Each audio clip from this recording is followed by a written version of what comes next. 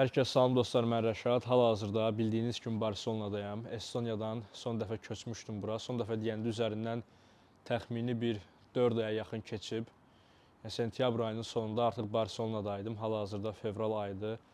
Son demək olar bir neçə aydır YouTube-da uzun kontent paylaşmıram. Sadəcə Instagramda storylər paylaşıram, günüm necə keçir Instagramdan görürdünüz. Bir də arada TikTokda paylaşıram. Ondan başqa YouTube-a çox uzun belə videolar çəkmirdim. Onun əsas səbəbi nədir? Hal-hazırda Barselonada tək olduğum üçün fikirləşirdim ki, mənə çəkəcək kiməsə ehtiyacım var. Sonradan fikirləşdim, əvvəlki videolara baxdım ki, sizin belə əslində ən çox bəyəndiyiniz video tərzi, elə belə mən özümü çəkəndə o tərzi daha çox bəyənirsiniz. Biri çəkməkdənsə, məncə belə daha yaxşı olur. Mən bu aralar həmçinin videoları da izləyəndə bu tərz videoları daha çox izləyirəm, daha çox üstünlük verirəm ki, heç bir kəsinti olmadan normal bir günüm necədir, sizlərə onu göstərim. Əvvəllər yadınıza gəlir, hər hansısa bir ölkəyə gedəndə həmişə orada bir video çəkirəm ki, bir günüm necə keçir. Bundan əlavə istəyirəm ki, normal olaraq hal-hazırda Barselonada yaşayıram və həftəlik demək olar günlərim çox maraqlı keçir. Bunu sizlərlə paylaşım. Məsələn, bugün bir günüm necə keçəcək, tam olaraq reallığı sizə göstərəcəm. Bundan da fərqli olaraq indi bu video belə olacaq ki, çox belə kəsintisiz, elə bil mənlə WhatsApp-da video görüntülü danışırsınız. Eyni elə tərz olacaq. Bilmirəm bəyənəcəksiniz yoxsa yox. Kommentləriniz mənim üçün önəmlidir. Bu tərz videonu sevirsiniz yoxsa məni kimsə çəkəndə eləmi sevirsiniz? Düzdür, ikisinin də öz marağı var, amma bu tərz videolar mənim üçün daha maraqlı, daha belə səmimi gəlir. Elə bilirəm, yəni kimdənsə hal-hazırda telefonda danışıram, günümü göstərirəm. Videonu izləyirsinizsə özünüzə çaydan, kofedən hazırlaya bilərsiniz. Günümüz çox uzun keçəcək. Hal-hazırda Barselonada səhər saat 6-dır və yeni oyanmışam. Ümumi gün rejimimi çox dəyişmişəm. Gündəlik nələr eləyirəm, bunları çox belə inkişaf elətdirmişəm. Əvvələ baxanda çox böyük fərqlər görürəm özümdə. Yəni günümü təmiz dəyişdiyim üçün yəni bu nəticədə artıq mənim həyatımı da dəyişir bir müddətdən sonra. Çünki həyat dediyimiz yəni günlərdən ibarətdir. Yəni sizin hər gün necə keçirirsinizsə, bunun toplusuna həyat deyirik. Yəni gününüzü dəyişirsinizsə, həyatınızı da dəyişirsiniz bir müddətdən sonra. Bilirsiniz ki, son dəfə demişdim ki, Barselonada yeni evə köçəcəm. Son aylarda evlərə baxdım. Mənim universitetim də var burada. Yəni o da mənim vaxtımı alır. Ondan fərqli, yəni gündəlik o qədər fərqli işlərlə məşğulam ki, onları da izah eləyəcəm. Yəni ən azından göstərə biləcəklərimi. Amma ondan başqa Estoniyadan bura gələndə böyük bir fərq var ki, hal-hazırda baxın, yəni qısa qol koftadayam, hətta maykadayam və fevral ayıdır. Yəni normal belə gəzə bilirsən, heç səni narahat eləmir, elə bir soyuq yoxdur. Estoniyada isə yəni bu dəqiqə -15 dərəcədir və hətta gələn həftənin -25 göstərir. Havanın belə fərqli olmağı insana çox fərqli təsir eləyir. Elə bil orada başqa insan olursan, burada başqa insan olursan. Çünki yəni o qədər soyuqda yaşamaq insana nə də olmasa təsir göstərir. İnsan istəmir ki, yəni o qədər dondurucu bir soyuqda yaşasın ki, orada yaşamağın da öz müsbət tərəfləri var idi. Ümumi olaraq siz harda yaşayırsınızsa, bunu özünüzə görə optimizasiya eləyə bilərsiniz ki, gününüz necə keçsin. Nəyə görə hal-hazırda səhər saat 6-dır, nəyə görə daha tez oyanmışam? Çünki Barselonada digər Avropa şəhərlərindən fərqli olaraq burada gün daha tez başlayır. Məsələn, Estoniyada normal olaraq mağazalar və yaxud hər hansısa bir supermarket səhər saat 10-da açılırsa, burada səhər saat 6:30-da açılır. Bu otelin altında bir market var, o da açılacaq 6:30-da. Yəni gün ümumi olaraq burada tez başlayır və əvvəllər mən səhər oyanmağı o qədər də xoşlamırdım. Və bir çox insan da belə səhər oyananda onlara biraz qəribə gəlir ki, səhər oyanmaq çətindir və s. Əslində çətin deyil. Yəni düzgün yatsanız, məsələn, axşam saat 9-dan 10-da yatsanız, İnanın ki, yəni səhər saat 6, 6:30-da çox rahat, yəni özünüzdən oyanacaqsınız. Əslində məntiq çox bəsitdir, yəni bu yuxu rejimini qurmaqda. Günorta saat 12-də oyanırsınızsa, bu o deməkdir ki, yəni siz 100% səhər saat 4-də 5-ə qədər oyaq qalırsınız, gecə yatmırsınız. Yəni 7 saat yuxunu istədiyiniz vaxt alıb oyana bilərsiniz, fərqi yoxdur. İstəsəniz günorta saat 12-də də oyana bilərsiniz, səhər saat 6-da da oyana bilərsiniz. Yəni gecə saat 3-də də oyana bilərsiniz, istədiyiniz vaxtda oyana bilərsiniz. Mən nəyə görə səhərləri oyanmağı daha çox üstünlük bilirəm özüm üçün? Çünki səhər vaxtı mənim əsas olaraq başlanğıcda fokusumu dağıdacaq heç nə olmur. Ən azından bilirəm ki, səhər saat 6-da oyandım. Səhər saat 6-dan 9-10-a qədər yəni məni narahat eləyə biləcək heç kim yoxdur. Ümumi olaraq şəhərdə heç bir belə tərpənmə yoxdur. Adam özün belə hiss edir ki, sanki hamıdan tez oyanmısan, belə bir illüziyası var. Həmçinin mənə daha yaxşı bu təsir elədi. Bəlkə də siz özünüz yoxlamalısınız ki, sizə yaxşı təsir eləyəcək yoxsa yox. Səhər oyananda insan nisbətən belə günə daha pozitiv başlayır. Çünki bir çox insandan daha tez oyanırsan, işlərini daha tez yerinə yetirirsən və daha tez yata bilirsən. Yəni daha belə planlı olur sanki gün. Bu insandan asılıdır. Məndə elə vaxtlar var idi ki, yəni əvvəllər, yəni bilirsiniz o videolarda Estoniyada yaşadığım vaxt girib izləyə bilərsiniz. İzləməmişsinizsə 2022-ci ildə Estoniyada bir günün videosunda. Yəni səhər saat 6-da yatırdım. Bildiyimiz, yəni ora qədər oyaq qalırdım. Onda da həqiqətən çox produktiv keçirdi günlərim. İndi də yaxşı keçir. Yəni biraz arada dəyişiklik yaxşıdır. Görsəm bir müddətdən sonra tam olaraq mənə uyğun deyil. Bir ildən sonra dəyişmək istəyirəm rejimimi. Eyni rejimdə qalmaq da adamı sıxır bir müddətdən sonra. Deməli səhər oyandım. Əvvəllər nə edirdim? Təxmini bir ay əvvəl evdə otururdum. 3 saat deep work eləyirdim. Yəni səhər durdum otağımda 3 saat oturub dərindən nəyinsə üzərində işləyirdim kompüterdə. Ondan sonra başa düşdüm ki, əgər siz bir deep work eləmək istəyirsinizsə, yəni dərindən oturub işləmək istəyirsinizsə, yatdığınız yerlə işlədiyiniz yeri ayırmalısınız. Yəni bir otaqda yatırsınızsa, orada işləyə bilmərsiniz. İnsanın beyni istər-istəməz tam olaraq full fokus işləyə bilmir. Mən özümdə o fərqi yenilikcə kəşf elədim. Əvvəllər tam o qədər fərqini bilmirdim ki, nəyə görə belə olur. Yəni məsələn, otağımda da işləyə bilirdim, gedirdim, fərqli yerdə də işləyirdim rahat-rahat. İndi isə sırf özümə deyirəm ki, qaldığım otaq sadəcə yatmaq üçündür, dincəlmək üçündür, orada işləyə bilmərəm. Yəni orada gördüyüm iş sayılmır, elə məntiqlə işləyirəm və sadəcə işləmək üçün fərqli bir yerə gedib orada işləyirəm. Yəni o atmosferdən çıxıram. Və bundan sonra həqiqətən öz işimdə produktivliyi çox böyük şəkildə inkişafını görmüşəm. Yəni işim çox daha belə mükəmməl səviyyədə olur. Yəni sizə belə maraqlı gələ bilər, bəlkə də 10 qat işimin keyfiyyətində artım var. Çox maraqlıdır, yəni özümdə bunu bu vaxt kəşf eləməyim o da qəribədir. Yəni əvvəl kəşf eləsəm bəlkə daha yaxşı olardı. Ona görə də indi yəni, otaqda heç vaxt işləmirəm, yatdığım yerdə. Sadəcə oyandım səhər, oyanan kimi özümə 5 dəqiqə vaxt verirəm hazırlaşmağa ki, otaqdan çıxmalıyam. Otaqdan çıxmasam artıq elə bir günümə düzgün başlamış sayılmıram. 5 dəqiqə içində tez hazırlaşıb otaqdan çıxıram, çıxdım elə gəldim, qalxdım yuxarı. Hal-hazırda bilirsiniz, oteldə qalıram. Yəni son 4 aydır Barselonada oteldə qalıram. Və bu otelin özünün idman zalı da var, hər şey də var. Çox asandır. Bir dənə liftə qalxıram, qalxdım yuxarı. Ondan sonra deep work-ın yerinə idmana başlayıram. İndi elədiyim idman da təbii ki, dəyişib. Bəlkə fikir vermisinizsə, əvvələ görə nisbətən arıqlamışam. Əvvəl daha belə kök idim, bəlkə daha yaxşı görsənirdim. İndi isə elə deyil.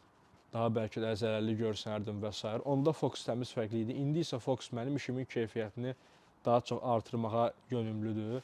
Ona görə də səhər durub idmana gəlib, ən azından mənim 1 saat idman eləməyim həqiqətən mənim günümü daha produktiv eləyir. Hal-hazırda əsas fokusu qoymuşam ki, günüm necə produktiv keçə bilər, necə daha çox işləyə bilərəm. Əsas məqsədim bu sezonda odur. Bir də yadınıza gəlirsə, mən əvvəllər bodybuildinglə məşğul idim. Yadınıza gəlirsə deyəndə Instagramda paylaşırdım həmişə. Son 4 aydır ümumi olaraq bodybuilding eləmirəm. Sadəcə Muay Thai ilə məşğulam. Əvvəllər MMA ilə də məşğul idim. İndi sadəcə Muay Thai eləyirəm. Ya da kickboxing eləyirəm. Fərqi yoxdur. Bunu nəyə görə eləyirəm? Çünki hal-hazırda qaldığım şəhərdə Barselonada mənə yaxın MMA zalı yaxşı yer yoxdur. Sadəcə çox ideal bir Muay Thai zalı var. Həmin Muay Thai zalı Barselonanın ən yaxşı zallarından biridir. Səhərlər ora gedirəm normalda. Amma hal-hazırda bugün getməyəcəm. Çünki bugün bazar günüdür. Bugün məşq yoxdur. Normalda olsaydı indiki məşqin yerinə gedəcəkdim Muay Thai zalına. Oranın nə maraqlı hissəsi var? Ora hər gün səhər saat məşq, səhər saat 6-da başlayır. Hər gün davamlı olaraq eyni insanlar səhər saat 6-da orada olur. Mən təxmini 3 aya yaxındır hər gün səhər saat 6-da o idman zalına gedirəm. Düz bəzi kəsintilər oldu, bir müddət Estoniyaya getdim.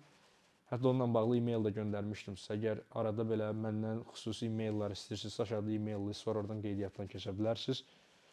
Həmin o zala gedəndən sonra həyata baxışım doğrudan da dəyişdi. Çünki hər gün fərqli-fərqli peşədə olan insanlar, Biri tibb işçisidir, biri mühəndisdir, biri müəllimdir, biri nə işlə məşğul olur bilinmir. Hər gün səhər saat 6-da orada məşq eləyirlər. Mükəmməl bir hissdir. Yəni artıq o bir müddətdən sonra belə insana, həmin insanların arasında məşq eləmək çox xoş təsir eləyir. Mən də hər gün səhər saat 6-da ora getdiyim üçün bazar günlərinə çıxmaq şərti ilə bazar günləri də bura gəlirəm. Otelin üstündə olan idman zalına ki, məşq eləyim. Bundan əlavə onu sizə izah eləyə bilərəm ki, mən bu idmanı böyümək üçün, əzələli olmaq üçün eləmirəm. Tək eləmə məqsədim hər gün durub bunu eləmək çətindir. Davamlı eləmək olmur. Sırf çətindir deyə eləyirəm. Yəni çətin olmasa eləmərəm. Mən əminəm ki, yəni hər gün səhər saat 6-da məşqə başlayacaq çox az insan var. Səhər saat 6-da bunu eləməyiniz üçün gərək ən geci 5:30-da oyanasınız. Oyanan kimi əvvəlcədən axşamdan hər şeyiniz hazır olsun ki, durub gedəsiniz ora. Barselonanın bu tərəfini çox sevirəm ki, insanlar burada həqiqətən çox belə hərəkətlidir. Hər yerdə saat fərqi yoxdur. Gecə saat 3, səhər saat 5, nə vaxt baxırsınız, çöldə insanlar gəzir. Barselonada gəlib gəzəcəyik bu videoda, sizə onları göstərəcəm. Ümumi bu video belə uzun, bu tərzdə olacaq. Yazarsınız belə tərz videoları bəyənirsiniz, yoxsa yox. İndi səhər yuxudan durandan sonra gəlirəm idman zalına. Tez idmanı aradan çıxarıram. 1 saat olur idman, bəzən 1 saat yarım olur. Bunu tez aradan çıxarıram ki, günün növbəti vaxtı artıq bilirəm ki, idman yoxdur, gedəcəyim heç bir yer yoxdur. Yəni, rahat-rahat planımı çox rahat qura bilirəm. Normalda bəlkə də bir çox insan üçün deyə bilərsiniz ki, səhər saat idmana getmək çox optimal deyil. Niyə də deyirəm ki, mən bunu belə sırf optimal olduğunu da düşünmürəm. Məncə, səhər saatlarında idmana getmək ən yaxşı vaxt olmaya bilər. Bunu sadəcə eləməyimin səbəbi, dediyim kimi, çətin olmaqdır və həqiqətən insana çox yaxşı disiplin yaradır. Yəni, məqsəd budur. Məqsəd əzələli olmaq və yaxud çox güclü bir döyüşçü olmaq deyil. Düzdür, paraleldə istər-istəməz olursan, amma məqsəd o deyil. Məqsəd daha çox belə zehni olaraq dözümlü olmaqdır. Deməli, idman zalına gələndə hər dəfə başlamadan əvvəl bu gün nələr eləyəcəm, onu yazıram. Ümumi olaraq bu gün hansı xırda tapşırıqları eləməliyəm. Mən illəri və gündəlik tapşırıqları ayrı-ayrı hesablayıram.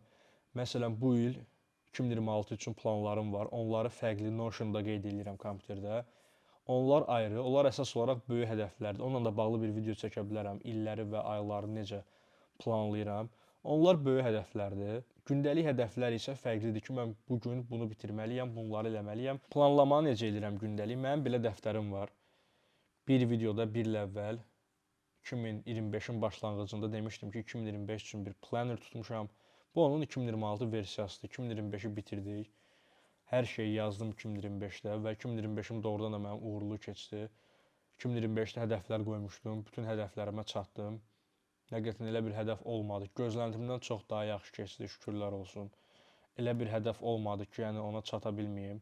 Yəni nə beynimdə var idisə onları elədim. Ona görə mənim üçün çox ideal bir il oldu. Gözləntimdən daha artıq oldu 2025. Və 2026-da ümid edirəm elə olar. Həmçinin sizlər üçün də elə olar. Yazıram gündəlik ki, bugün əsas olaraq günün sonunda mən nələri bitirməliyəm. Məsələn, yazmışam, idmana getməliyəm, bəzi doktorantura üçün universitetlərə müraciət eləməliyəm, 7 dənə görüşüm var, fərqli-fərqli onlayn görüşlər, onları yerinə yetirməliyəm. Bəzi intervyular var, onları həyata keçirməliyəm. Əsas olaraq bunlar və bundan fərqli də gündəlik əgər ağlıma nələrsə gəlsə, onları yazacağam. Və bunların axırda günün sonunda üzərindən xətt çəkəcəm ki, bunu elədim, bunu elədim, bunu elədim və keçəcəm növbəti günə. Hər gün belə-belə mütləq şəkildə davam edirəm. Bacardığım qədər istəyirəm ki, yəni cədvələ sadiq qalım. Bugün bunları bitirməliyəmsə məcbur olaraq bitirim. Məsələn, günün ortasında mənə kimsə bir şey təklif eləsə ki, gəl bura gedək, yəni məcbur olmadığım halda, əgər o həqiqətən məcbur deyiləmsə getməyə, yox deyirəm, yəni qısaca, çünki işlər var, onları yerinə yetirməliyəm və bu mənim hər günüm belə keçir. Bəzi insanlara bu proses çətin gələ bilər, özünüzü inkişaf elətdirmək, həyatda uğurlu olmaq. Əmin olun ki, bu videonu izləyirsinizsə, yəni bir çox insandan daha çox uğurlusuz, ən azından yəni, bu tərz mövzularla maraqlanırsınız. Yəni əmin olun ki, mən özüm də belə fikirləşirdim ki, sanki hamı həyatda özünü inkişaf elətdirir, hamı çox belə pul qazanır, çox böyük bir inkişafdadır. Sonradan baxdım ki, bu sadəcə mənim ətrafda olan insanlar beləymiş, mənim yəni ətraf mühitim beləymiş. Yəni yeni insanlarla tanış olanda görürsən ki, yəni insanlar təmiz olaraq fərqli bir dünyada yaşayır. Belə insanlar yoxdur. Bu tip insanlar yəni bəlkə də əhalinin 5%-i deyil. Ona görə də sırf hələ bu videonu izləyirsinizsə belə, demək ki, bir çox insandan çox fərqlisiniz. Bundan da əlavə necə həyatınızı bu tip rejimə sala bilərsiniz? İlk öncə onu deyim ki, beyin birdən-birə böyük dəyişiklikləri sevmir. Sizin beyninizin əsas məqsədi həyatda qalmaqdır. Yəni həyatda qaldığınız vaxt, təhlükəsiz olduğunuz vaxt beyninizin ən çox xoşbəxt olduğu andır, belə deyim. Ona görə də beyin nəyə görə gül kimi evdə oturub yatır? Yəni təhlükəsiz, heç bir təhlükə yoxdur. Nəyə görə gəlsin səhər idman zalına? Nəyə görə bu tərz işlərlə məşğul olsun? Bunu sevmir. Siz beyninizi yavaş-yavaş dəyişikliklər eləməlisiniz. Məsələn, yeni bir işə başlamaq istəyirsiniz, sadəcə çox xırda başlayın. Kitab oxumaq istəyirsiniz, gündə bir səhifə oxuyun. İdmana getmək istəyirsiniz, yəni sadəcə bu gün çıxın, gəzin 5 dəqiqə, 10 dəqiqə. Hər gün həyatınızı xırda-xırda yaxşılaşdırsanız, 1%, 1%, 1%, bu ilin sonunda həyatınızı 37 dəfə daha yaxşılaşdırmağınız deməkdir. Yəni xırda-xırda eləyin, birdən eləməyin. Beyniniz böyük dəyişiklikləri sevməyə bilər. Buna yaponlar kaizen deyirlər, yəni kaizen fəlsəfəsi, araşdıra bilərsiniz. Çox bəsitdir, yəni gündəlik xırda-xırda yaxşılaşdırmalar edərək həyatınızı daha yaxşı formaya gətirib çıxarmaq. Və əmin olun ki, bir müddətdən sonra bu çətin olacaq onsuz. İnkişaf eləmək, uğur qazanmaq, həyatınızda digər insanlardan fərqlənmək. Çünki bu 99% insana bu qəribə gəlir. Sadəcə 1% insan mənim nə demək istədiyimi başa düşər. Yəni onsuz bunu normalda hər hansısa bir insana desəz, deyəcək ki, yəni bunda bir məna yoxdur. Sadəcə çox xırda qrup insan mənim nə demək istədiyimi, mənim kimi yaşamağı istəyə bilər. Bu da çox normaldır, çünki belə insanlara extraordinary insanlar deyirlər, yəni adi olmayan insanlar. Onsuz da hamı belə olsa, hamı səhər dursa, idmana getsə, disiplinli olsa, bütün işlərini düzgün yerinə yetirsə, onsuz da bu işin heç bir marağı qalmaz. Bu iş asan bir iş olacağına görə bunun gətirisi də yaxşı olmaz. Bu iş çətin olduğuna görə, bir çox insan eləyə bilmədiyinə görə, belə yaşamaq çətin olduğuna görə bu iş yaxşıdır. Bir çox insan deyir ki, Rəşad, mən də sənin kimi olmaq istəyirəm, yaxşı həyat yaşamaq istəyirəm. Əmin olun ki, hal-hazırda sizin yaşadığınız həyat daha yaxşıdır. Çünki bu komfortlu bir həyat deyil. Bacardığım qədər özümü, yəni limitimə çatdırmağa çalışıram. Nə qədər komfortsuz bir şey var, özümə aşlamağa çalışıram ki, nələrsə öyrənim. Bunun bəhrəsini düzdür, çox yaxşı alıram.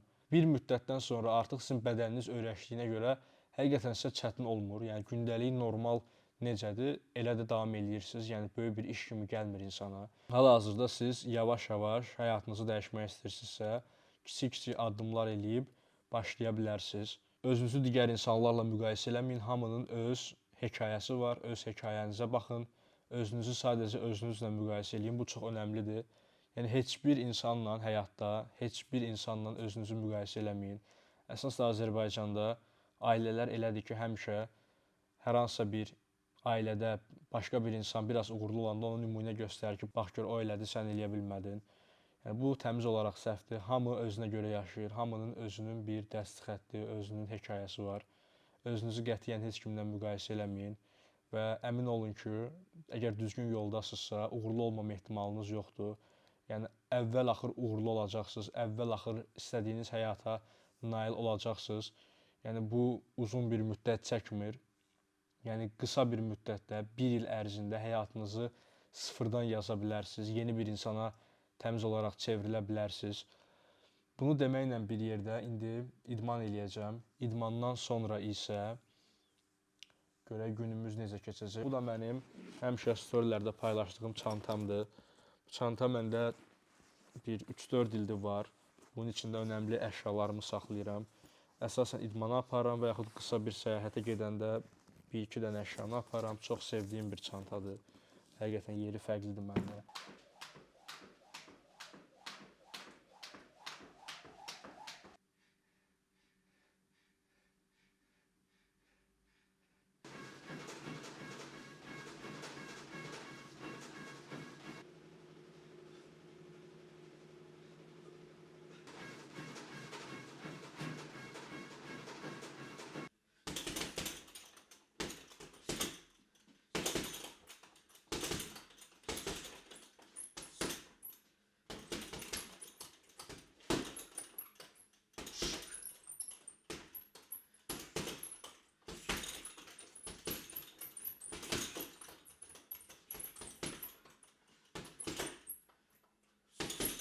Məşqi bitirdim.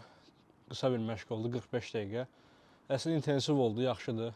Düzdür, boksingimi daha çox inkişaf elətdirə bilərəm. Əgər siz yaxşı döyüşçü olmaq istəyirsinizsə, gərək həqiqətən bunu bir iş kimi görəsiniz. Yəni gündəlik 45 dəqiqə, 1 saat məşq eləməklə döyüşçü olmaq çox çətindir. Yəni bunun üzərində bir sənət kimi işləməlisiniz. Yəni onsuz bu martial art deyirlər buna. Gündə 1 saat məşq eləməklə çox da böyük bir inkişaf görmək olmur. Təbii ki, indi bir müddət işlər biraz öz gündəlik işlərim azlanandan sonra üzərində daha çox fokus alacaq. Hal-hazırda da şəhərdə yəni ölüm səssizliyidir, bir Allahın qulu yoxdur, bir dənə orada pəncərədə işıq yanır. O da bayaq yanmırdı deyəsən, yoxsa yanırdı, bilməncə yanmırdı o işıq. İndi nə edirəm? Bunu bir dəfə də TikTok videosunda paylaşmışam. Bunu hər həftə 2 dəfə eləyirəm. Soyuq suya girmək. Həqiqətən bəlkə izləyirsiniz, çox sizə belə klişe gəlir. Əvvəl mənə də elə gəlirdi. Deyirdim ki, səhər suya girir, adam güya aydınlanır və s. Həqiqətən çox xeyri var. İnsana çox xoş təsir eləyir. Bir müddətdən sonra belə özdə hal-hazırda su deyim sənəçi dərəcədir. Bu dəqiqə soyuqdur. Yəqin bir 15 dərəcə olar. 15-20 dərəcə maksimum olar. Çox soyuqdur, yəni 15 dərəcə su. Belə fikirləşin ki, yəni evdən krantı açsanız, bu qədər soyuq su gəlməz. O qədər soyuq bir su. Amma bu effektiv deyil. 15 dərəcə, 20 dərəcə buz kimidir. Amma tam dondurucu şok eləyən soyuqluq yoxdur. Ən yaxşısı 2-3 dərəcə suya girməkdir. Dondurucu suya girmək bu suya girməkdən daha asandır. Çünki tam dondurucu olanda su girirsən 2 saniyədən sonra bədən donur, istilik gəlməyə başlayır. Bu isə insana zülüm verir. Bu daha çətindir. Və həmçinin soyuq su ilə çimmək də daha çox çətindir. Birbaşa yəni o soyuğu bədəninizdə hiss edirsiniz. Normalda buz kimi olsa bu, suyun içində buz olsa, yəni daha belə mənim üçün yaxşı olar, daha rahat girərəm. Dediyim kimi, əvvəllər mənə klişe kimi gəlirdi. İdmandan sonra bu mənə əsas çox xoş təsir edir. Mən bunu eləməyi Dubayda öyrəndim. Dubayda idman zallarında ice bath var. Özünüz sınaya bilərsiniz, insani bir şeydir. Yəni hamıya məsləhət görməyə də bilərəm. Mənə görə çox xoşum gəlir. Suya girmə vaxtıdır. Onu deyim ki, bir dəfəlik girsəz çox daha asan olur. Və belə bir qəribə tərəfi də var ki, soyuq suya girməyə çox öyrəşmirsiniz. Həmişə soyuqdur. Nə qədər girirsən gir, yəni həmişə buz kimi bir sudur. Yəni demirsən ki, bu səfər öyrəşdim, vəsə. Yəni, mən bunu olsa hər gün eləmirəm. Hər gün eləmək çox da yaxşı deyil məncə. Amma həftədə 2 dəfə eləmək məncə əladır. Yəni, elə bir hiss verir ki, sanki böyük bir şey bacarmısan. Beynin elə fikirləşir. Halbuki o qədər də böyük bir şey deyil, amma məntiqi olaraq böyük bir şeydir. Çünki yəni səhər durmusan, gül kimi kravat istidir, yata da bilərdin, gəlmirsən bura. Soyuq suyun içinə girirsən və həqiqətən su yəni bildiyimiz buz kimidir.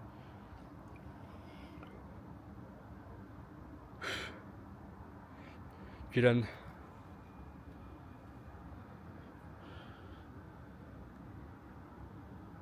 kimsə o binadan mənə çəkib qoyacaq ki, baxın.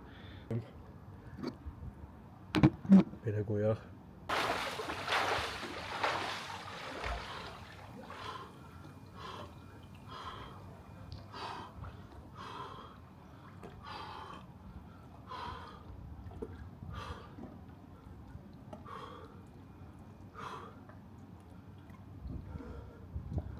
Soyuqdur. Burada yəni çox gözləməmək lazımdır. Maksimum 1 dəqiqə beynimdə sayıram. 1 dəqiqədən sonra çıxmaq lazımdır.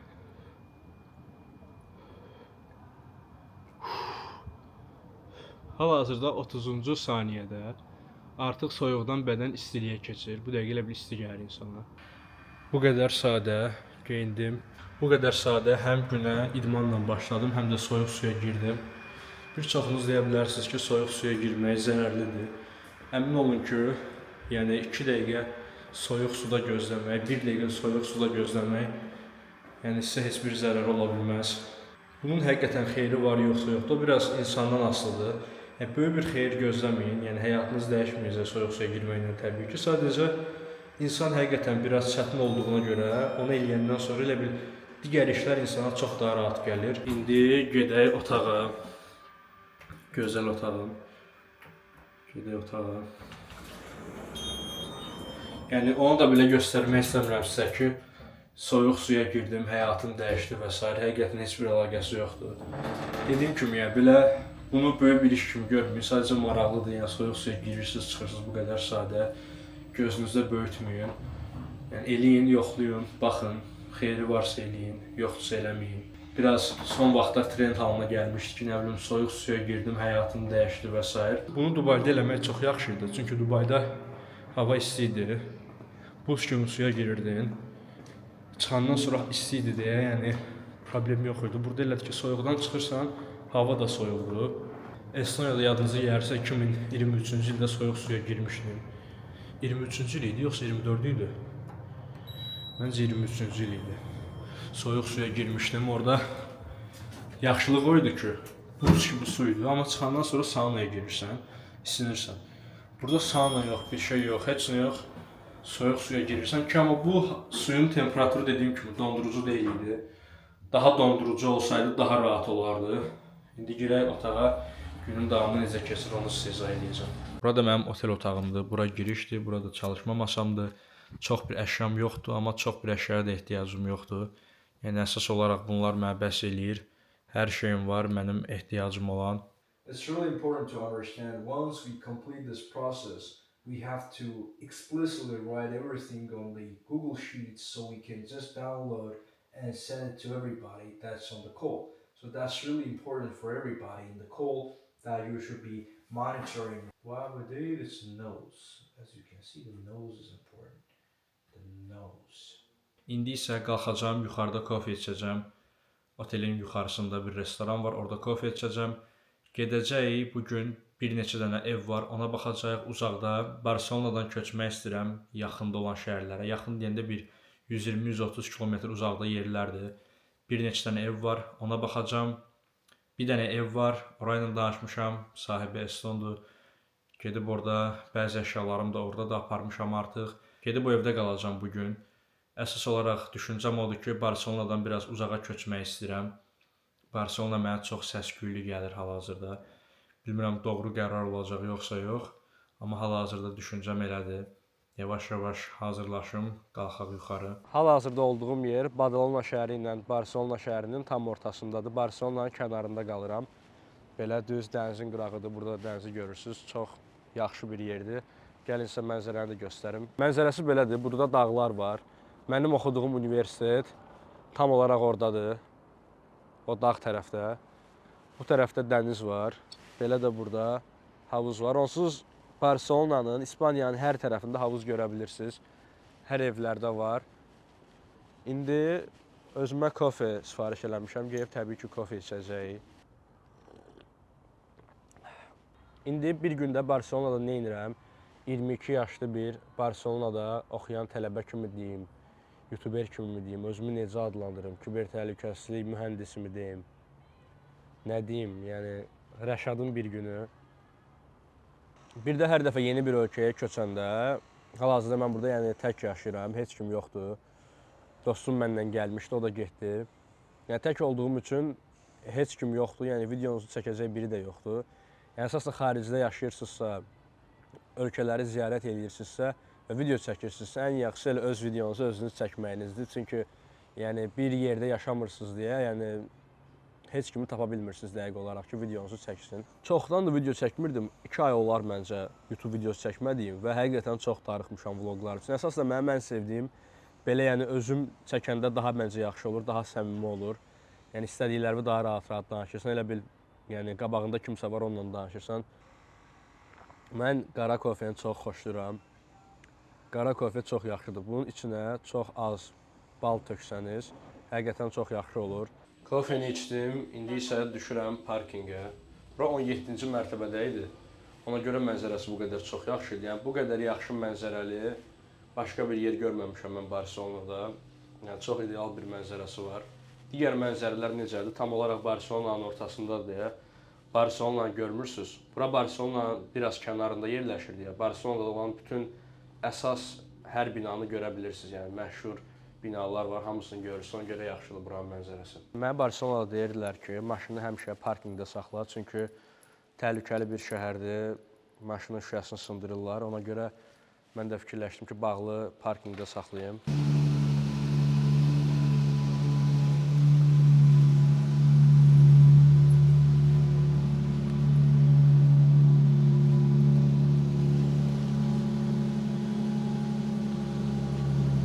Bir dənə əsas olaraq çamadanım var idi, onu götürmüşəm.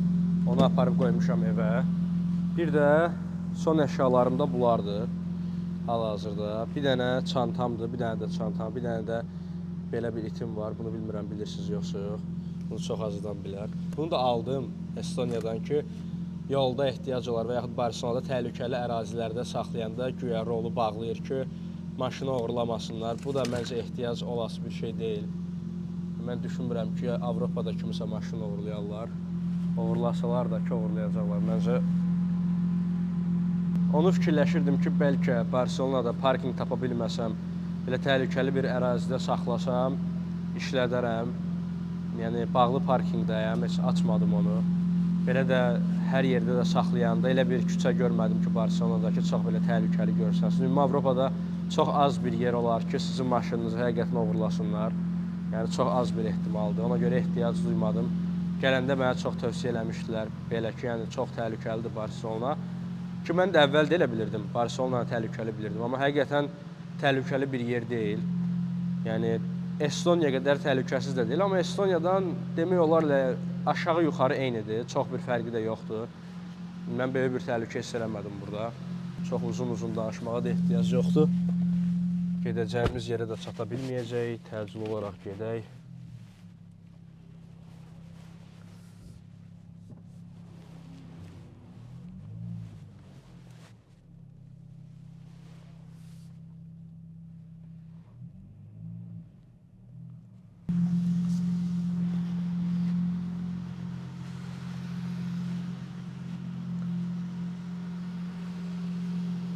Deməli, parkingin qapısını necə açırsınız? Bunların telefonda bir proqramı var. Açarla açılır. O biraz yaxşı deyil ki, hər dəfə maşından düşürsən, gəlirsən bura, basırsan, amma öz-özündən açıldı. Kameradan gördü, oğlan, oradan açdı. Normalda heç vaxt açılmırdı. Necə maraqlı bir hadisədir.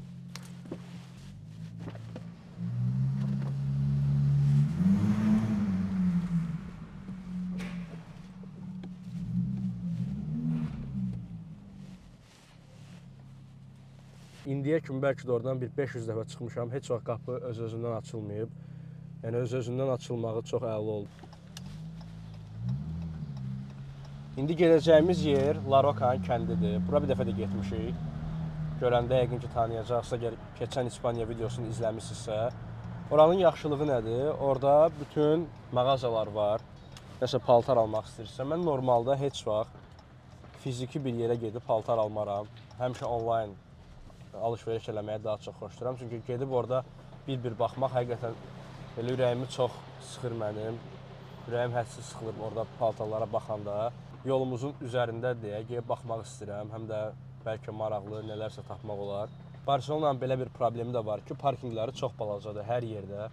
Şəhərin özü əslində çox böyük şəhərdir, amma parkinqləri çox balaca düzəldiblər. Ona görə də bu maşını hər yerdə rahat parkinq eləyə bilmirəm, sığışmır parkinqə. Estoniyada belə bir problemi düşünürəm ki, heç olmazdı. Ki Estoniyada bunu sürmə fürsətim bu maşını Estoniya nömrəsi olmağına baxmayaraq, yəni Estoniyada cəmi bir gün sürə bilmişəm. Bəlkə də bir gün belə deyil idi. Yəni maşını alan günün səhəri elə road triplə gəldik bura. Yarım gün sürmüşəm Estoniyada. İstəyərdim Estoniyada da bir baxım görüm necə olacaq. Orada ən azından yollar daha böyükdür və parkinqlər də daha rahatdır. Daha rahat bir sürüş təcrübəsi olardı. Burada məsələn çöldə gəlsən, istədiyin yerdə saxlaya bilmirsən. Gərək parkinqlərə düşəsən. Buranın da parkinqlərin kaş bir dəfə videosunu çəkərdim. Burada Diagonal Mar adlı bir yer var. Bir shopping mərkəzidir. Parkinqə girirsiniz, elə bilin ki, balaca bir tunelin içindən keçirsiniz. O qədər balacadır. Hündürlüyü də yoxdur. Belə qutunun içindən keçirsiniz elə bil. Yəni maşın biraz böyük olsa, yəni maşın ora sığışmayacaq. Yəni belə deyim ki, sizə bir təhər girir də maşın onun içinə və o qədər dik düşür ki aşağı. Belə bildiyimiz yerin içinə düşürsünüz. Düş. Adam düşənə kimi ürəyi sıxılır. Estoniyada amma bəzi mollarda, hətta bir çox mollarda yeraltı parkinq deyil, binanın yanına elə bir bina tikiblər, onu parkinq eləyiblər. Yəni parkinqlərin çoxu bina kimidir, girirsən içinə, yuxarı qalxırsan, aşağı düşmürsən. Nəyə görə yerin altında deyil, yerin üstündədir? Yəqin ki, yerin altında parkinq eləmək daha baha gəlir bəlkə də. Başqa səbəbini fikirləşəmirəm ya da çox təbiəti çox sərtdir deyə, çox buzlu olur deyə.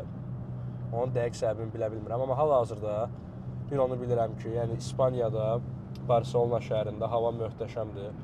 Bu maşını burada sürməyin bir problemi odur ki, Eston nömrəsi olduğuna görə hər yerdə sizi polis saxlayır, yoxlayır dokumentlərinizi və çox vaxt məsələn bu proses 5 dəqiqə çəkməlidir, amma polis də sual verir ki, necə gəlmişsə, ona da maraqlı gəlir.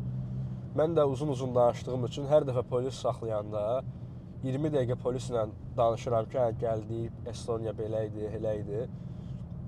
Və bu da ilk başlarda maraqlı idi, amma yəni artıq bir 100 dəfə polis saxlayıb. Hər dəfə də saxlayanda bu hekayəni yenidən başlayıb danışmaq artıq insanı həqiqətən çox yorur. Hər dəfə saxlayıram, deyirəm ki, yəni bu polislə artıq qısa danışacağam ki, bəs vaxtım yoxdur, məni zəhmət olmasa sual vermə, gedəcəm. Adam başlayır gülməyə, mən də görürəm ki, yəni çox səmimi bir adamdır. Başlayıram Estoniyadan danışmağa, danış. Bunlar da çoxu yəni belə söhbətləri xoşlayır. Danış, görürəm yarım saat keçdi və hər gün də bunu yaşamaq, yəni yarım saat gedirdi ömrünüzdən. Səhər bir eləyirsən, axşam qayıdırsan evə, orada da polis saxlayır. Dokumentləri yoxlayır və çünki maraqlı gəlir ona da. Estoniya nömrəli maşın burada olmağı yəni çox qəribə bir hadisədir.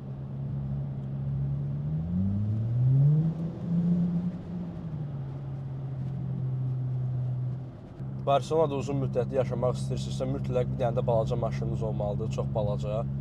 Yəni o maşından, belə deyim ki, Fiat 500 qədər balaca bir maşın.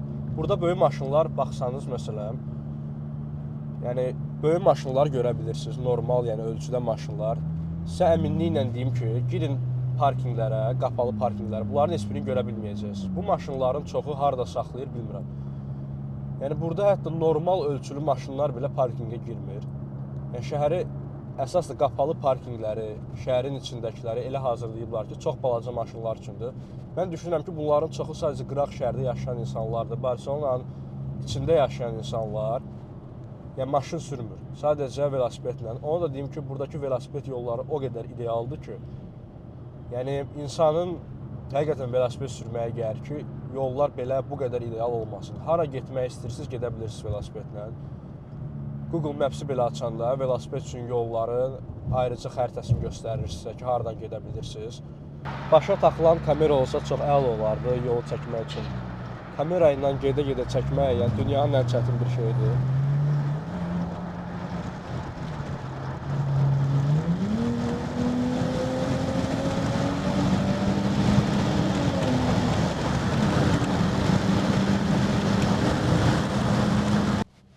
Kəndimizə gəldik, çatdıq. Larokanın kəndi. İndi özümə 30 dəqiqə vaxt vermişəm ki, nəsə buradan alım. Çünki hədsiz çox mağaza var. Burada gəzsəniz, yəni bir gün gəzə bilərsiniz. Onsuz insanlar belə eləyir. Bura gələn avtobuslar var xüsusi. Səhər gəlirlər, bir də axşam qayıdırlar. Bütün günü burada gəzirlər. Çünki yüzlərlə mağaza var. Endirimlər də var. Amma bu qədər gəzməyə heç bir maraq yoxdur. 30 dəqiqə keçsin, mağazalara baxdım. Bəyəndiyim bir şey tapa bilmədim və baxdım ki, onu yoxlamaq, otur orada, dəyiş paltarı və s. ürəyim sıxıldı həqiqətən. Dedim, onlayn sifariş eləyərəm. Ən yaxşısı onlayndır. Bura yolun üzəri idi deyə gəldim. Bu qədər insan necə gəlir buradan alış-veriş eləyir, saatlarla baxırlar, başa düşə bilmirəm də, heç mənlik bir şey deyil də, mən eləyə bilmirəm. Ona görə getdim, bir dənə kofe aldım. İndi kofe içəcəm burada. Kofe içəndən sonra yolum uzundur, düz 1 saat yolum var. 1 saat sonra evə gedəcəm. Yeni köçdüyüm evə. Sizə evi göstərəcəm ki, necə bir evdir. İndi gedirəm evə. Evə gedəndən sonra günün davamı orada baş verəcəm. Mənim həyatım əsas olaraq bir idman hissəsi var, bir YouTube-da çəkdiyim videolar var. Qalan 90% onlayn keçir, həqiqətən ancaq kompüterdə oluram. Ona görə bir real həyata öyrəşmək, nə bilim, mağazalardan alış-veriş eləmək və s. heç mənlik bir şey deyil. Yoxladım. Dedim ki, yəni mən də eləyə bilərəm. Demək ki, mənim üçün deyil ki, gəlim paltar alım və s. Gül kimi onlayn şəklin görürsən, sifariş eləyirsən, gəlir, fərqi yoxdur. Onsuz almısan deyə necə də olsa geyəcəksən. Gedəcəyim yer 1 saat 49 dəqiqə uzaqlıqdadır. Barselonadan uzaqdır, yəni heç Barselona ilə əlaqəsi yoxdur. Deyərdim ki, İspaniyanın ən gözəl yerlərindən biridir. Evin yerləşdiyi yer. İndi gedib evi daha yaxından görəcəksiniz necə bir yerdir. Düz dənizin qırağında. Costa Brava adlanır deyəsən bura. Tam olaraq mən də bilmirəm necə adlanır yeri. Əsas olaraq onu bilirəm ki, yəni İspaniyanın ən belə sakit, ən gözəl yerlərindən biridir. Ki, Barselonaya o qədər də uzaq deyil, 1 saat 40 dəqiqə. Mənim olsa Barselonanın şəhərin içində elə bir, yəni mütləq gedəcəyim yer yoxdur. Bir dənə universitet var, onu da necə olacaq, onu da sizə izah eləyəcəm növbəti dəqiqələrdə. Bir dənə əsas istəyirəm ki, gedim tezliklə ora çatım. Düz 1 saat 30 dəqiqəyə yaxın yol sürdüm, gəldim. Yolda çox bir şey çəkənmədim, sadəcə yol idi. Onu deyim ki, hal-hazırda bayaqdan yəni çox yüksəkliyə qalxmışam. Belə aşırımlardır. Qalx gedir. Hələ ki gəlib çatanmamışam. Qalxa gedirik. Yəni əməlli hündürlüyü qalxırıq. Yol da elə bir yoldur ki, yəni iki tərəfli yoldur, amma yəni dar bir yoldur. Belə görürsünüz siz də Waze-dən. Qarışıq yollardır, amma həqiqətən o mənzərəyə dəyər. İndi evin mənzərəsini görəndən sonra istəyərdim əslində səhər çatmaq. Səhər daha gözəl görsənir, amma onsuz axşam mənzərəsi kamerada yaxşı görsənməsə, əslində görsənər bəlkə də. Yaxşı görsənməsə, səhər də göstərirəm mənzərəni. Əsas bir dənə çatım az qalıb, 3 dəqiqə qalıb.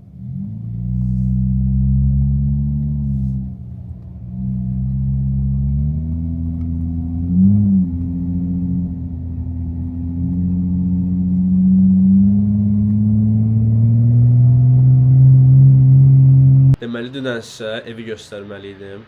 Gəldim, hal-hazırda İspaniyanın çox möhtəşəm bir yerindəyəm. Yer olaraq əladır. Tam olaraq dənizin qırağındayam. Belə bir şəhərdir. Göstərim sizə. Belə bir şəhərdir. Düz dənizin qırağında çox əla bir yerdir ümumi. Dənizin qırağındadır, çox əladır. Dünən gəldim ki, sizə evi göstərim. Girdim evin içində, evdə işıqlar kəsilmişdi. Dedim, bəlkə şotçikdə nəsə problem var. Getdim, baxdım, problem orada deyilmiş. Ondan sonra ev sahibinə zəng elədim. Danışdıq. O da başqa bir adama zəng elədi. Axırda belə nəticəyə gəldik ki, bir nəsə işıqlarda problem var həmin ərazidə. Onsuz da bütün hər yer çox qaranlıq idi. Evin yuxarısına qalxana qədər. Nəsə özüm də hiss edirdim ki, qəribəlik var. Çünki heç oxura gezi getməmişdim o vaxtlar. Günorta getmişdim. Yəni o qədər qaranlıq gözləmirdim.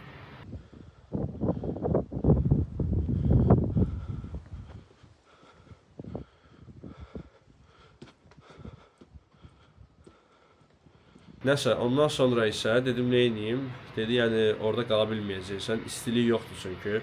İstilik elektriklədir. Elektriklə kəsildiyinə görə ev buz kimi idi. Dedim, onda başqa bir evə getmək lazımdır. Gəldim, Airbnb-dən bir dənə ev tutdum. Airbnb-də qaldım bugün. Ondan sonra indi nə vaxt işıq düzələr, onda gedərəm. Bugün də qayıdacam Barselonaya. Yəqin ki, orada qalmağımda nəsə xeyir yox imiş ki, nəsə işıqlar kəsildi, kainat mənə nəsə demək istəyir, qalmamağım daha yaxşı oldu.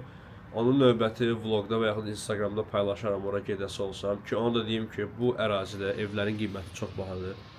O biri ev isə mənzərəsi bundan 10 qat daha yaxşı idi. O biri ayrı bir ev idi. Bu hal-hazırda bir sadəcə apartmentdir, o biri villa idi. Yəni düz sıfır olaraq belə dənizə baxırdı. Birbaşa dəniz idi, belə baxırdınız. Yəni burada belə dəniz idi. Axşam vaxtı heç nə görsənmirdi, elektrik yox idi deyə. Amma şəkillərini qoyuram bura tapsam və ona deyim ki, evin icarəsi burada çox bahadır. Yəni elə bir evdən elektrik kəsintisi gözləmirdim açığı. Bir də burada sistem elədik ki, yəni nəsə elektrik problemi varsa o qədər ləng həll olunur ki. Ona görə ora bir çamadanımı da qoymuşdum, onu da götürdüm, qoydum maşının içinə, gəldim belə bir Airbnb-yə. Hal-hazırda qaldığım evin gündəlik qiyməti çox ucuzdur bu əraziyə görə. Yəni cəmi 250 avro ödəniş eləmişəm bu evə. Gəlin sizə evi göstərim. Tam olaraq köhnə bir İspan evidir. O bir ev modern dizayndaydı. Bu tam hər hansısa bir belə köhnə bir İspan evidir. Amma mənə maraqlı gəldi əslində. Belə evdə də məncə yaşamaq olar. Deməli bu evin balkonudur. Belə bir balkonu var. Dünən gəldim, elə gələn kimi burada kompüterdə işlərim vardı. Onları həll elədim. Özümə bir dənə kofe hazırlamışdım. Onları elədim. Dedim vaxt itirmədən. Çünki dünən evin içində çox vaxt itirdim o elektrik problemini həll eləyənə qədər. Amma mənzərə məncə çox gözəldir. Əla bir mənzərə var bu dəqiqə.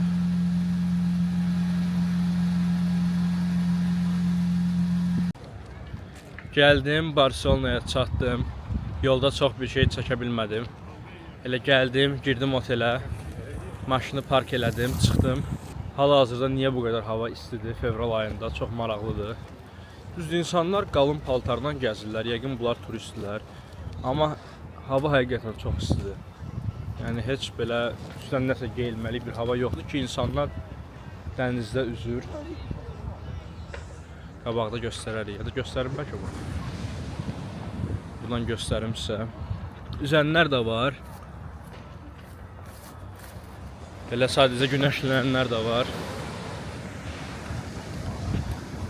Fevral ayında Barselona belə görsənir.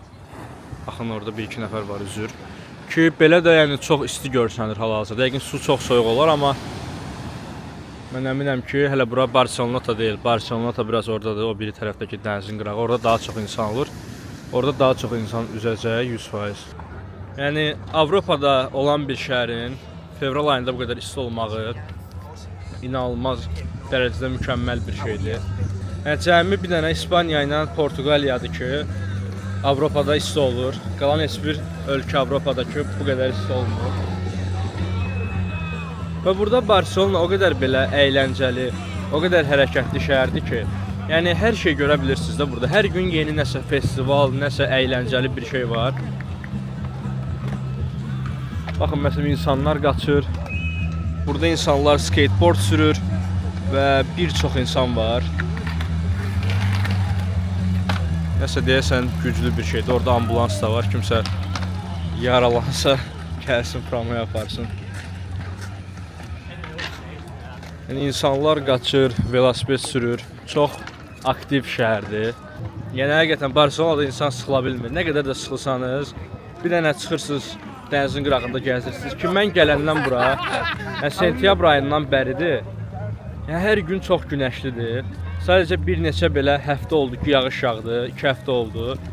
Yağış yağdı, biraz hava soyudu. Amma ondan sonra həmişə günəşlidir, həmişə insanlar var, həmişə əyləncəli, nələrsə tapa bilirsiniz. Düz getdim, indi evlərə də baxdım, uzaqda olanlara.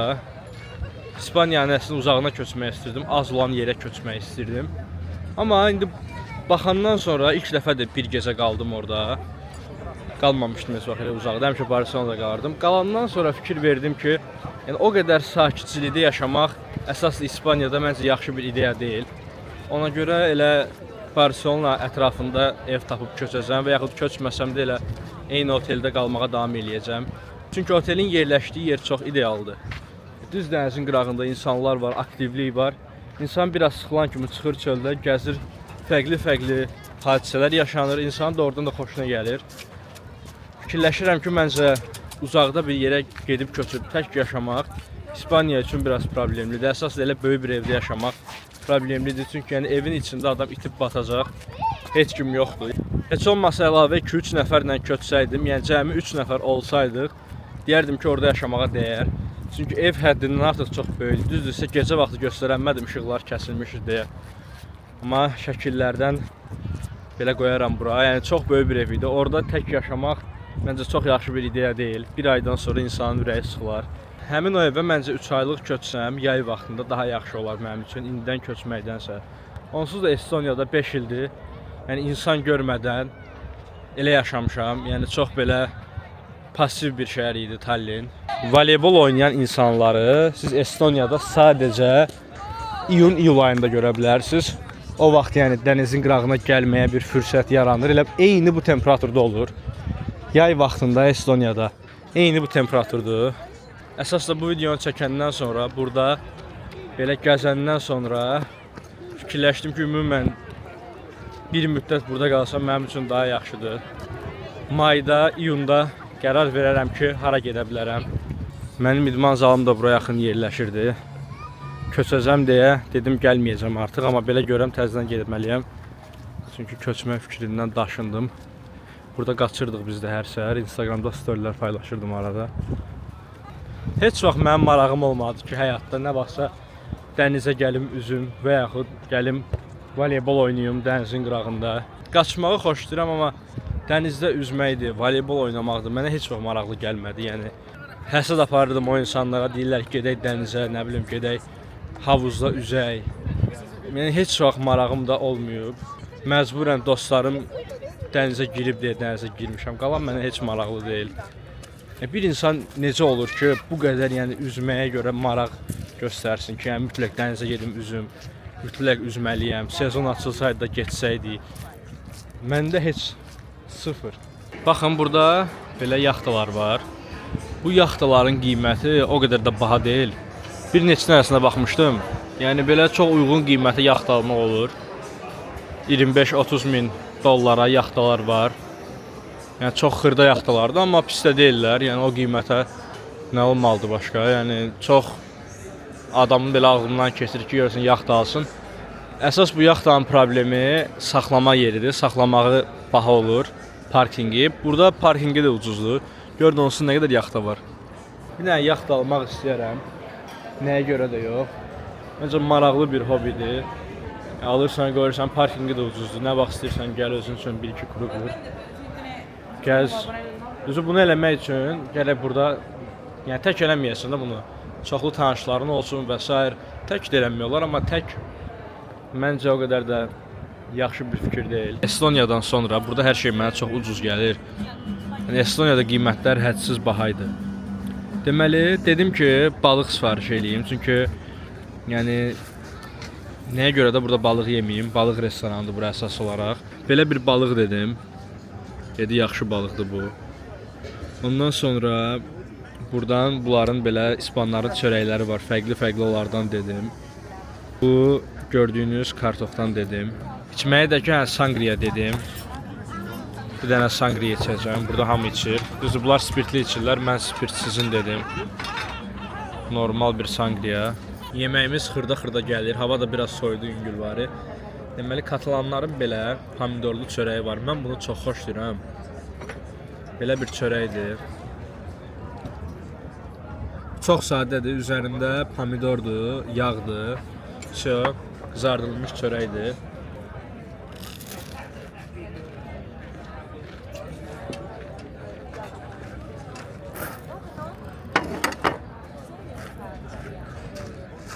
Çox möhtəşəm dadı var.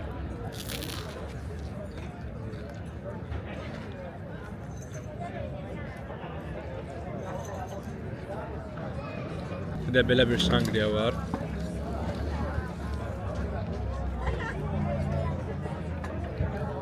Bu da dadı yaxşıdır. Maraqlı balıqdır. Görək dadı necə olacaq.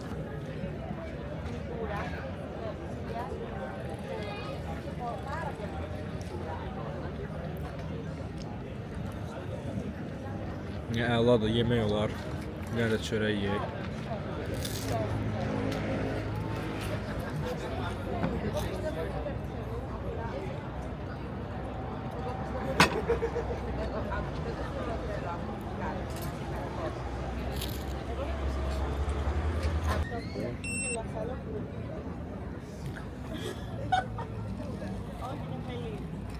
You want in euros? Yes, euros. Euros? Okay. You want the receipt? No, thank you very much. Okay. Thank you so much. Bye bye. Have a good day. Bye bye. Yeməyin qiyməti normal idi. Mərkəzə görə yaxşıdır. 62 avro tutdu. İstəyərdim düzdür American Express-lə ödəyim, amma American Express-min vaxtı bitib. Yenisini almalıyam. Neysə də gözəl bir havadır. Təbii ki, bu havada Barcelonada nə etmək olar? Hər şey eləyə bilərsiniz Barcelonada. İstəyirsiniz icarəyə superkar götürün, istəyirsiniz skydiving eləyin. Yəni hər cür maraqlı əyləncə növləri burada var. Shopping eləmək istəyirsinizsə ən yaxşı paltar mağazaları burdadır. Yəni nə etmək istəyirsiniz var. Yəni gününüzü necə keçirmək istəyirsiniz? Mən necə keçirəcəm? İndi gedəcəm coffee shop-a. günün davamı olaraq gecəyə qədər oturacam. Proyektlərim var, işlərim var, onların üzərində işləyəcəm. Belə bir aktiv şəhərdə yaşayanda insan fikir verir ki, həqiqətən sən gündəlik nə edirsən, insanların marağında deyil. Nə edirsən elə çöldə. Heç kim baxmır, heç kimə maraqlı deyil sənin həyatında nə baş verir. Hamı öz həyatına fokus olub. Öz gözünüzlə gəlib mütləq görməlisiniz Barselonanı. Belə deyə də gəldik dənizin qırağına, dalğalar. Çox gözəldir, çox. Dalğaların yanında bir 10 dəqiqə təxmini telefonda zəngim var, onunla danışacağam. Ondan sonra da gedəcəyik kafe şopa. Maşına park yeri tapana kimi qaranlıq oldu. İndi gəlmişəm mağazaya, paltara baxmağa. Məlum məsələdir, Rokanın kəndindən heç nə almadım. Ən azından 1-2 dənə kofta alım, elə yol üstü. Tez özümə 10 dəqiqə vaxt vermişəm, 10 dəqiqədən yuxarı baxa bilmərəm, tez girim. Bura Massimo Dutti mağazasıdır. Dutti. İndi buradan bir neçə dənə maraqlı bir şey alacağım. Sadəcə belə sadə tişört axtarırdım və tapdım. Belə qara tişörtdür.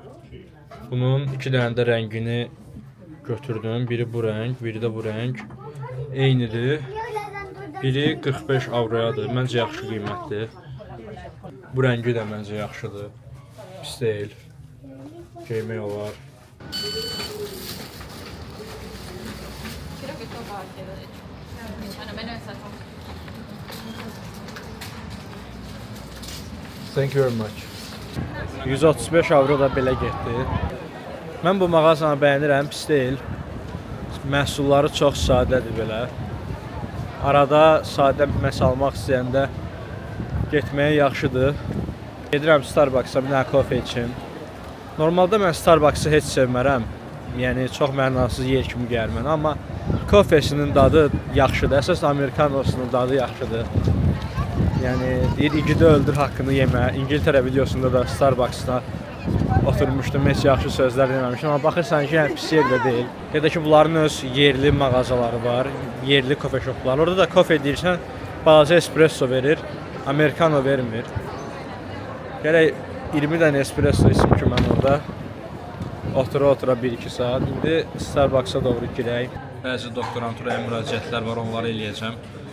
Yəni, müraciətlər eləməkdən artıq universitetlərə, o qədər fərqli universitetlərə müraciət göndərmişəm. Magistr, doktorantura və s. Təhsil ekspertinə dönmüşəm həmçinin.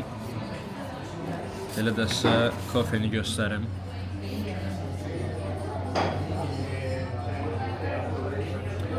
Bilmirəm, bir çoxunuz bilmir mən nə işlə məşğulam. Mən həmçinin kiber təhlükəsizlik edirəm, həm də onlayn biznesim var. Və bunun ikisi də çox maraqlı işlərdir və ikisində də hal-hazırda çox yaxşı inkişaf edirəm. Yəni əsas olaraq vloqlarda bir müddətdən sonra bu işlərlə bağlı danışacağam. Yəni gündəlik dəqiq olaraq hansı işlərlə məşğulam, nələr edirəm və s.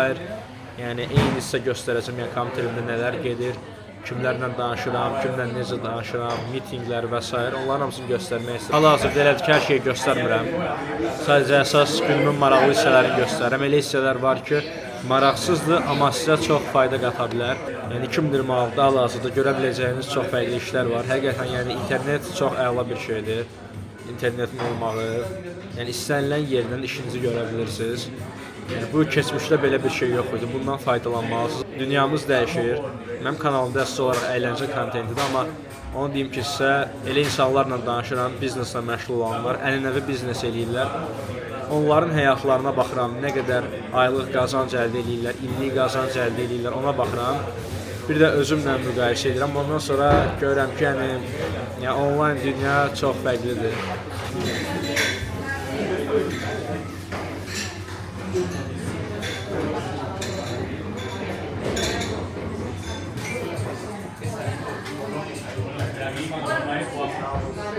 Günün sonuna gəldik. Gəldim evə. Evə gələndən sonra biraz yüngülvari acıdım. Sushi sifariş elədim belə. Normalda bilirsiniz, lap keçmişdən məni izləyirsinizsə, mən sushini heç bəyənmirdim.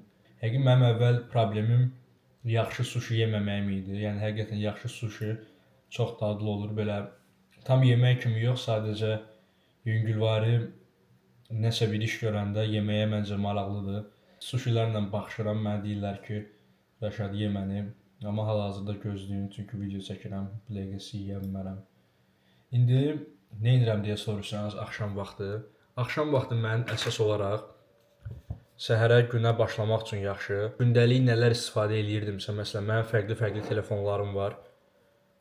5 dənə belə fərqli telefonum var fərqli işlər üçün. Bunları zaryadkaya taxıram. Ondan sonra günün başlanğıcında yazmışdım ki, bu gün nələr eləməliyəm dəftərimə. Onun üzərində notlar götürürəm.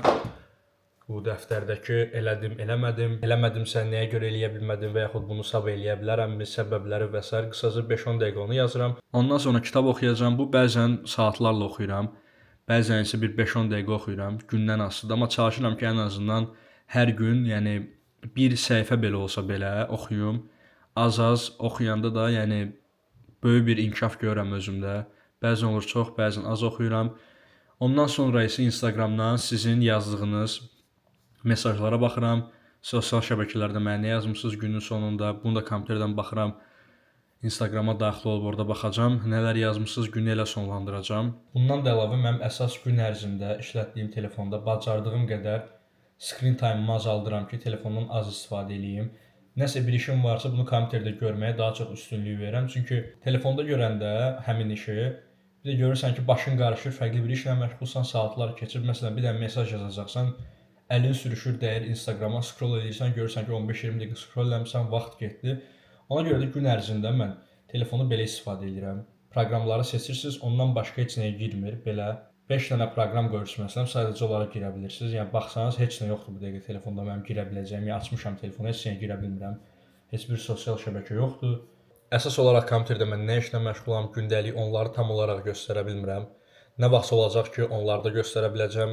Ümid edirəm videomu bəyəndiniz. Bu tərz videoları əgər bəyənirsinizsə yaza bilərsiniz rəylərdə, xoşunuza gəlir yoxsa yox. İzlədiyiniz üçün təşəkkürlər. Sağ olun, salamat qalın və özünüzə yaxşı baxın.